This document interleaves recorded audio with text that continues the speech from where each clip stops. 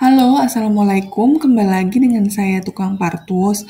Di video kali ini saya akan membahas tentang beberapa soal mengenai pencegahan dan pengendalian infeksi ya Kak ya. Dimana materi ini itu masuk ke dalam kompetensi umum untuk jabatan bidan terampil atau pendidikan D3 kebidanan. Oke, langsung saja kita mulai ya. Kita simak videonya. Nah, Bidan Lisa sebelum melakukan penyuntikan KB kepada Nyonya Jenny, dia membersihkan area yang akan disuntik terlebih dahulu dengan menggunakan kapas alkohol. Tindakan Bidan Lisa termasuk dalam langkah A. Aseptik, B. Antiseptik, C. Disinfeksi tingkat rendah, D. Disinfeksi tingkat tinggi, atau E. Dekontaminasi. Oke, boleh kakak pikir-pikir dulu ya jawabannya sebelum kita bahas. Kita lanjut ke soal berikutnya. Perbandingan membuat cairan dekontaminasi 0,5% adalah A. 9 klorin banding 1 air, B. 1 klorin banding 9 air, C. 3 klorin banding 4 air, D. 1 klorin banding 4 air, atau E. 4 klorin banding 1 air. Nah, kira-kira pasti kakak sudah tahu nih kalau yang masalah klorin-klorin ini. Oke, kita langsung simak ya pembahasannya. Soal pertama tadi mengenai Bidan Lisa yang menyuntikkan KB pada Nyonya Jenny. Dia melakukan tindakan membersihkan dengan menggunakan kapas alkohol. Tindakan apa yang dilakukan oleh Bidan Lisa tersebut? Nah, di sini saya punya beberapa penjelasan ya Kak ya, di mana itu pertama tindakan aseptik. Apa itu tindakan aseptik? Yaitu semua usaha mencegah masuknya mikroorganisme dalam tubuh yang berpotensi menyebabkan infeksi, seperti contohnya cuci tangan, kemudian ganti linen, kemudian pokoknya membersihkan lingkungan dan alat. Jadi aseptik ini itu tindakan untuk mencegah masuknya mikroorganisme, tetapi yang dibersihkan itu adalah lingkungan dan alat.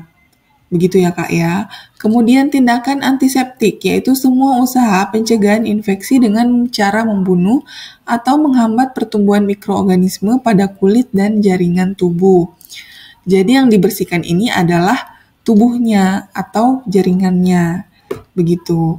Kemudian yang C, desinfeksi tingkat rendah, yaitu yang dibersihkan itu adalah peralatan non-kritikal yang hanya pada permukaan tubuhnya saja.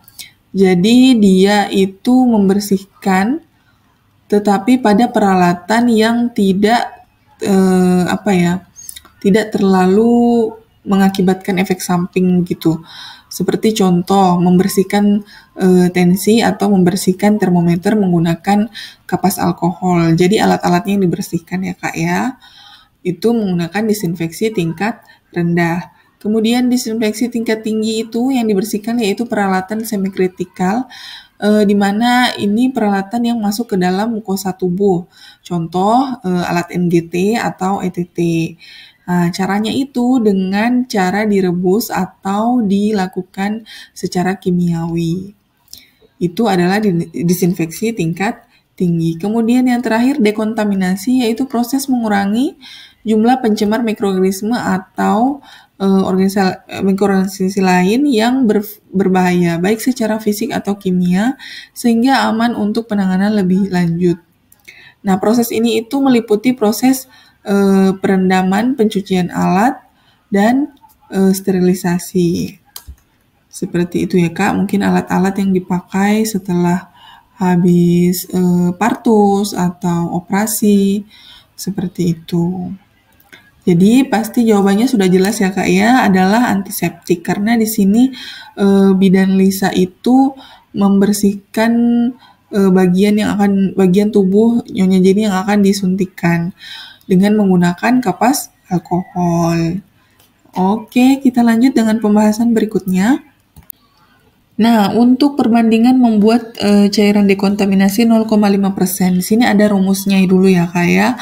Rumusnya itu adalah dari larutan konsentrat yang berbentuk cair. Jadi jumlah bagian air itu persen larutan konsentrat dibagi dengan persen larutan yang diinginkan dikurangi 1. Contoh untuk membuat larutan klorin 0,5% dari larutan klorin 5,25%. Misalkan yang digunakan itu Biclean. Jadi 5,25% dibagi dengan 0,5% dikurangi 1 sama dengan 9. Itu merupakan jumlah bagian air. Jadi yang ditambahkan itu 9 bagian air ke dalam 1 bagian larutan klorin, di mana larutan klorinnya itu adalah 5,25%. Nah, saya punya contoh soal untuk membuat larutan klorin.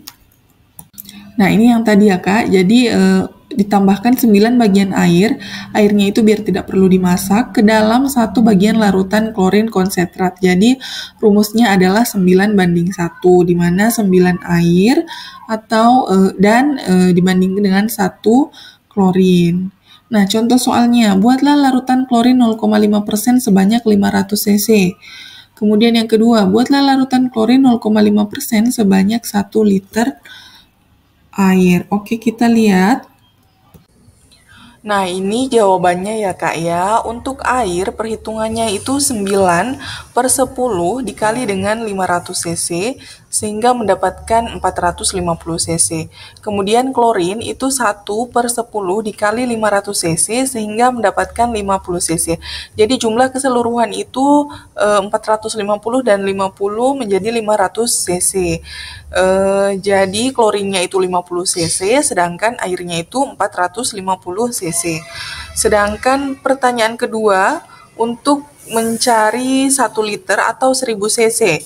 Nah, air di sini 9/10 dikali dengan 1000 cc didapatkan 900 cc, sedangkan klorin 1/10 dikali dengan 1000 cc mendapatkan 100 cc. Jadi jumlahnya 900 dengan 100, semuanya 1000 cc ya, Kak.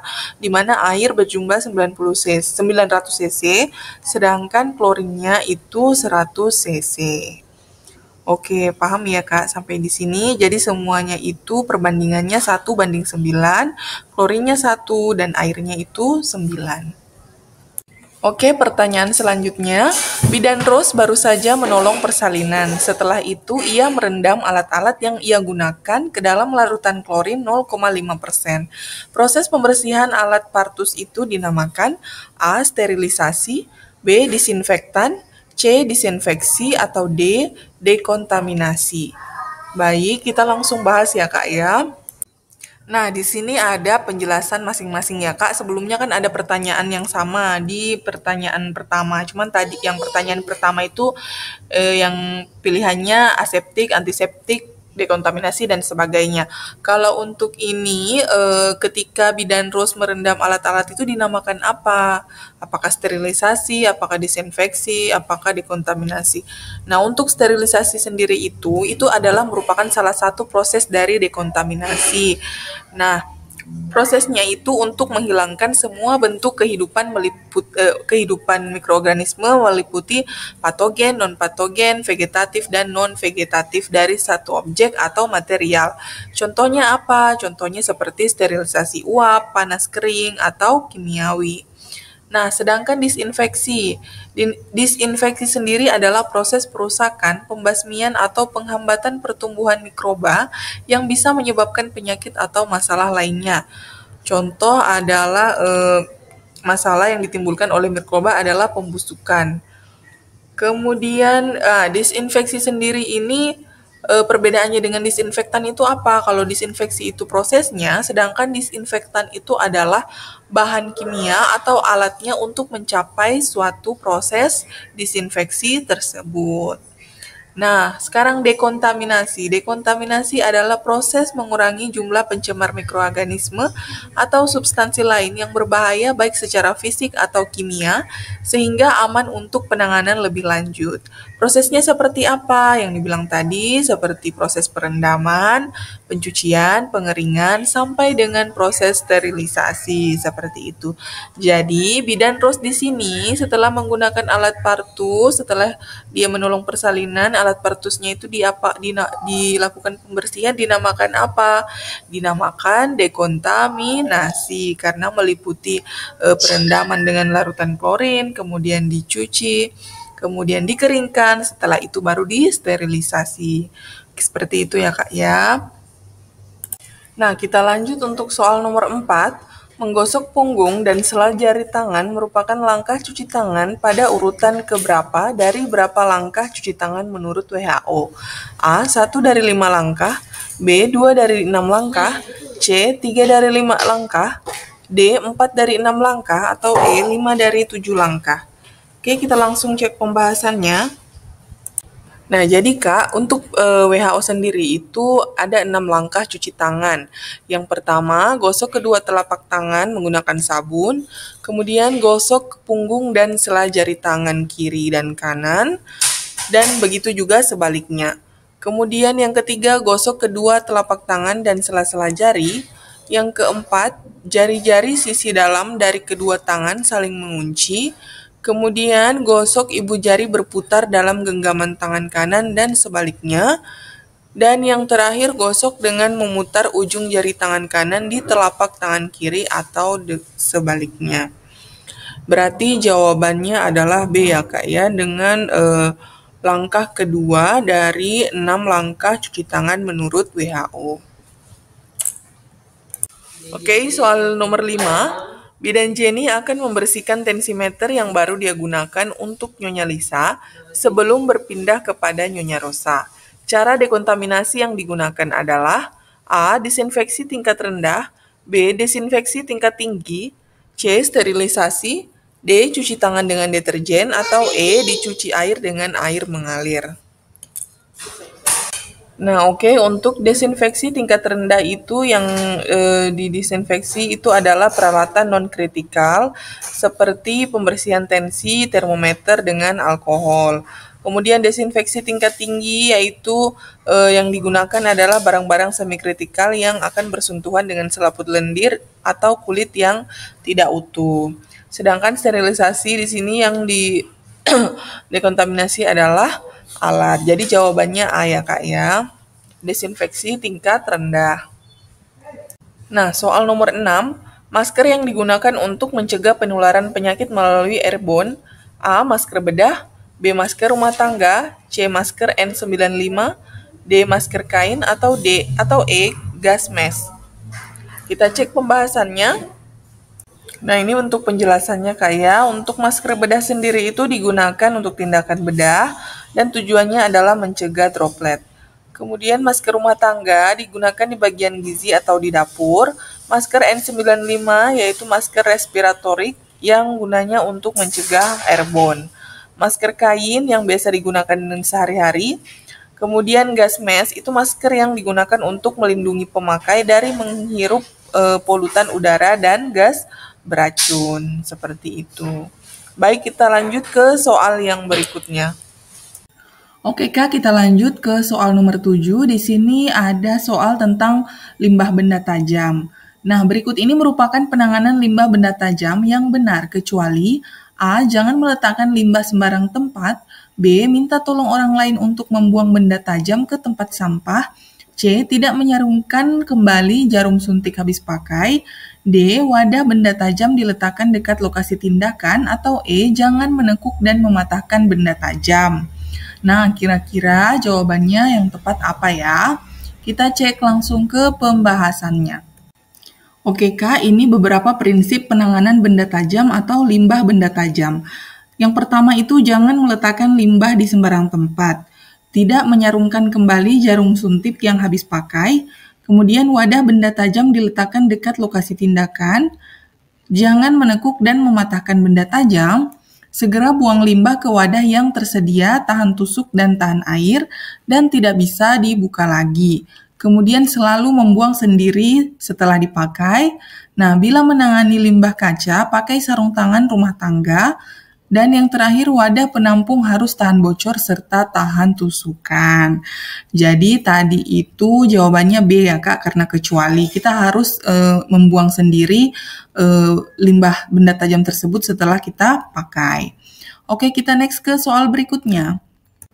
Nah, nomor 8, bidan ingin membuka APD-nya setelah selesai menolong persalinan. Bagaimana urutan bidan R membuka APD yang benar? A. Buka dari bagian luar ke dalam. B. Buka APD dengan sangat hati-hati. C. Buka APD setelah membersihkan bagian yang kotor. Atau D. Buka dengan memegang bagian dalam. Nah, kakak kira-kira jawabannya apa ya? Nah, di sini saya jelaskan terlebih dahulu, APD itu alat perlindungan diri, di mana terdiri dari sarung tangan, masker, Google, pelindung wajah, cup, apron, serta sepatu boot. Tujuannya adalah untuk melindungi kulit dan membran mukosa dari resiko pajanan darah, cairan tubuh, sekret-sekreta, kulit yang tidak utuh, selaput lendir yang teradap dari pasien ke petugas atau sebaliknya. Nah, APD dilepas jika sudah selesai, tidak boleh menggantung masker di leher setelah tindakan menulis dan lain-lain. Kemudian prinsipnya saat melepas APD, ingat bahwa bagian luar itu telah terkontaminasi sehingga harus memegang bagian dalam dan buka dengan hati-hati tanpa menyentuh bagian di luar. Jadi dibukanya itu dari dalam ya Kak ya, dengan memegang bagian dalam. Seperti itu. Jadi jawabannya adalah D. Oke Kak, itu tadi penjelasan atau beberapa bahasan soal tentang pencegahan dan pengendalian infeksi. Semoga Kakak bisa paham dan bisa dimengerti. Dan semoga soal-soal ini bermanfaat sehingga Kakak bisa tahu dan semoga juga bisa muncul pada saat ujian. Terima kasih, semoga bermanfaat dan jangan lupa like, komen, serta subscribe YouTube aku ya. Assalamualaikum.